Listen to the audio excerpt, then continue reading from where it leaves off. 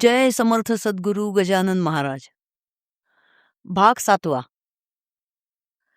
गजानन महाराज शेगावात असताना तेथे नित्यनवी यात्रा येत असे. संत म्हणून त्यांचा महिमा फार वाढला. ती उपाधी दूर करण्यासाठी गजानन महाराज दूर जंगलांमधून भटकू लागले. कोणाला आपली ओळख पटू नये म्हणून ते महिना महिना जंगलातच राहत असत. एकदा गजानन महाराज पिंपळगाव येथील अरण्यात गेले. तेथे शंकराचे एक जुने हेमाडपंथी मंदिर होते. साक्षात्कारी स्वामी गजानन महाराज त्या मंदिराच्या गाभाऱ्यात पद्मासन घालून ध्यानमग्न होऊन बसले. संध्याकाळ झाली. रानात गेलेली गुराखी मुले गुरांचे कळप घेऊन गावाकडे परत निघाली. वाटेत ती गुराखी मुले गजानन स्वामी बसलेल्या मंदिरापुढील ओढ्याचे पाणी पिण्याकरता थांबली.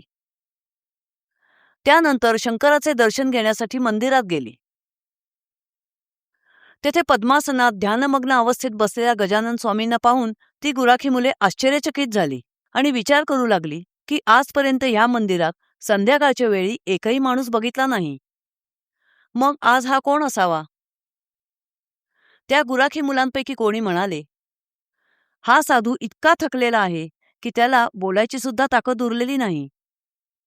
तर कोणी म्हणाले, हा साधू नक्कीच उपाशी दिसतो आहे, त्याला आपण थोडी भाकरी देऊया. मग त्या मुलांनी गजानन स्वामींपुढे भाकरी धरली आणि त्यांना हलवून जागे करू लागले. पण साधू काही हलेना, डोळे उघडेना. मुलांना आश्चर्य वाटले. ती आपापसात बोलू लागली की ह्याच्या स्थितीचा अंदाज येत नाहीये. हा जरी हालचाल करत नसला तरी बसलेला आहे व याचे अंग गरम आहे. याचा अर्थ हा जिवंत आहे.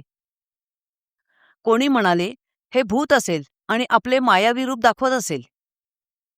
कोणी म्हणाले की भगवान शंकरापुढे भूत येणे शक्य नाही. तर कोणी म्हणाले, हा स्वर्गीचा देव असावा. याच्या दर्शनाचा लाभ आपल्याला झाला हेच आपले भाग्य. मग पोरांनी ठरवले की आता आपण याला स्नान घालून याचे पूजन करूया. त्यांच्यापैकी काहींनी ओढ्यावर जाऊन खापराच्या बुदल्यांमधून पाणी आणले आणि परमभावे गजानन स्वामींच्या पायावर घातले. कोणी वन्य पुष्पांची माळ तयार करून गजानन स्वामींच्या कंठात घातली. कोणी वडाच्या पानावर कांदा भाकर ठेवून ती नैवेद्य म्हणून गजानन स्वामींसमोर ठेवली. त्यांना आदराने नमन केले आणि त्यांच्यासमोर बसून काही वेळ भजन केले. असा आनंद सोहळा चालला होता. तेव्हा एक गुराखी म्हणाला, आता आपण गावाकडे परत गेले पाहिजे. गोठ्यांमध्ये तान्ही वासरे भुकेने हुंबरायला लागली असतील. दिवस मावळला तरी गुरे घेऊन मुले परत आली नाहीत म्हणून घरचे आपल्याला शोधायला लागले असतील. घरी गेल्यावर या साधूची हकीकत आपण वडीलधाऱ्या माणसांना सांगू. मग गुराखी मुलांनी गावातल्या लोकांना मंदिरातील अवघे वृत्त सांगितले. दुसऱ्या दिवशी सकाळी गावातली मंडळी साधूला पाहण्यासाठी रानातल्या शंकराच्या मंदिरात आली. मंदिरात गजानन स्वामी अजूनही कालच्यासारखेच पद्मासनात ध्यानमग्न अवस्थेत बसले होते. त्यांनी भाकरीला स्पर्शही केला नव्हता. ते बघून गावकरी म्हणू लागले की हा कोणीतरी योगी पुरुष असावा. कोणी म्हणाले, याच्या रूपाने साक्षात भगवान शिवशंकर आपल्याला दर्शन देण्यासाठी आले असावेत. मग गावकऱ्यांनी ठरवले की आपण यांना त्रास न देता असेच गावात नेऊया. जेव्हा यांची समाधी उतरेल तेव्हा हे काहीतरी बोलतील. बंगालमध्ये संत जालंधर समाधी अवस्थेत 12 वर्षे स्थिर झाले होते. तेव्हा यांना असेच राहू द्यावे. मग पिंपळगाव वासियांनी एक पालखी आणली. त्यात गजानन महाराजांची मूर्ती उचलून ठेवली आणि वाजंत्र्यांच्या गजरात गावाकडे निघाले. जाता जाता ते पालखीतील गजानन स्वामींच्या अंगावर तुळशी व फुले टाकत होते. गुलाल उधळत होते. गजानन स्वामींचे अंग गुलालाने लाल झाले होते. गावकरी घंटा वाजून उच्च स्वराने जय जय योगीराज मूर्ती असे भजन करत चालले होते. मिरवणूक गावातील मारुतीच्या मंदिरात आली. सद्गुरुनाथ गजानन महाराजांना मंदिरात एका भव्य पाटावर बसवले गेले. तो दिवसही तसाच समाधी अवस्थेत गेला. महाराज हल्ले सुद्धा नाहीत. मग लोकांनी विचार केला की आपण या सिद्धयोगी साधूपुढे उपाशी बसून स्तवन करू. लोक असा विचार करत असतानाच योग्यांचे मुकुटमणी सद्गुरुमूर्ती श्री गजानन महाराज देहभानावर आले. मग काय विचारता, सगळ्यांना आनंद झाला. प्रत्येक स्त्री पुरुष गजानन स्वामींच्या चरणावर डोके ठेवू लागला. लोकांनी जेवणाची पात्रे वाढून आणली. मारुती मंदिरात नैवेद्याची धूम झाली. गजानन स्वामींनी त्या सगळ्या पदार्थांचा थोडाफार स्वीकार केला. हळूहळू ही वार्ता सगळीकडे पसरली.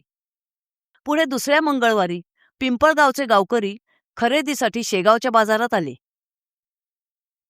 त्यांनी शेगावच्या लोकांना मोठ्या उत्साहाने व आनंदाने सांगितले की आमच्या गावात सुद्धा तुमच्या गजानन स्वामींसारखे एक सिद्धयोगी आले आहेत. ते प्रत्यक्ष श्रीहरी आहेत. या साधूच्या आगमनाने पिंपळगाव धन्य झाले आहे. आता त्या योगीवराला आम्ही कोठेही जाऊ देणार नाही. घरी चालून आलेल्या धनाला कोण दवडेल. पिंपळगावात एक सिद्धयोगी साधू आले आहेत ही बातमी शेगावच्या बाजारात सगळीकडे पसरली. हे वृत्त बंकटलाला समजताच तो पत्नीसहित पिंपळगावला गेला. त्याने गजानन स्वामींना हात जोडून शेगावला परत यायची विनंती केली. तो म्हणाला, स्वामी, आपण आत्ता येतो म्हणून निघून गेलात त्याला 15 दिवस झाले. गुरुराया, आपल्याशिवाय घर भणभणीत दिसत आहे. शेगावचे सगळे लोक चिंतातूर झाले आहेत. हे स्वामी, आपले नित्यदर्शन घेणारे कित्येक भक्त शेगावात उपोषित राहिले आहेत. मायलेकरांची अशी ताटातूट होणे बरे नाही. तेव्हा कृपा करून आपण शेगावी परत चला. मी आपल्यासाठी गाडी आणली आहे. महाराज, तुम्ही शेगावी परत न आल्यास मी देहत्याग करेन. बंकटलालची काकुळतीची विनंती ऐकून गजानन महाराज गाडीत बसले व पिंपळगाव सोडून शेगावला जायला निघाले. ते बघून पिंपळगावचे लोक दुःखी झाले. त्यांना बंकटलाल म्हणजे कृष्णाला परत न्यायला आलेला अक्रूरच भासला. तेव्हा बंकटलालने पिंपळगाव वासियांना समजावले की गजानन स्वामींच्या या अनमोल मूर्तीला शेगावात आपल्या जागीच असू द्या आणि असे दुःखी होऊ नका. गजानन महाराज कोठेही लांब जात नाहीयेत.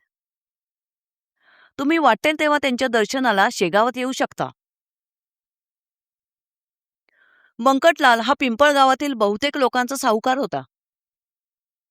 त्यामुळे पिंपळगाववासियांची त्याला नाही म्हणण्याची हिंमत झाली नाही. मग गजानन महाराज बंकटलालच्या गाडीतून शेगावला निघाले. वाटेत गुरुमूर्ती बंकटला म्हणाले, दुसऱ्याचा माल बळजबरीने नेणे ही काय सावकाराची रीत झाली? तुझ्या घरची ही रीत बघून मला तुझ्या घरी यायला भीती वाटते.